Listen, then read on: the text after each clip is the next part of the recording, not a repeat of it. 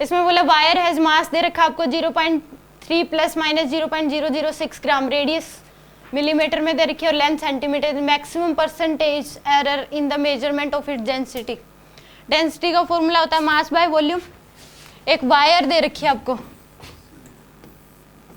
इसका मास दे रखा है आपको, इसकी रेडियस दे रखी है और इसकी आपको लेंथ दे रखी है। मास, रेडियस और लेंथ दे रखी है। डेंसिटी में परसेंटेज एरर पूछी गई और तीनों में एरर भी दे रखी है। एरर इक्वेशन यानी कि एरर की फॉर्म में दे रखी है कि इतनी कम ज़्यादा हो सकती है, तो यानी कि एरर का क्वेश्चन है ये। तो डेंसिटी जो होती है वो क्या होती है, मास बाय वॉल्यूम। डेंसिटी क्या होती है, मास बाय वॉल्यूम। तो यहाँ पे वॉल्यूम जो है, एक वायर का वॉल्यूम जो होगा वो कितना होता है, pi R square into L.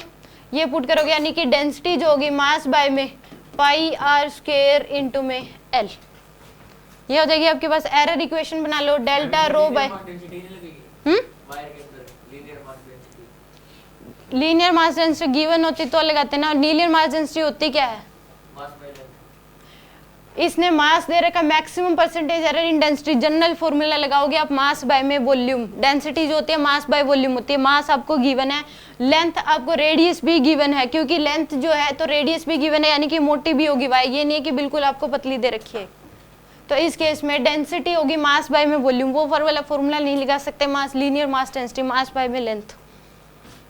ठीक है, तो यहाँ पे मास बाय में क्या हो जाएगा, पाई आर स्क्वायर इंटू में एल। एरर इक्वेशन बना लो, delta rho by rho into में 100 इक्वल टू क्या आ जाएगा, delta M by M into में 100 प्लस पाई कांस्टेंट है तो इसको लोगे नहीं, तो प्लस में 2 delta R by R into में 100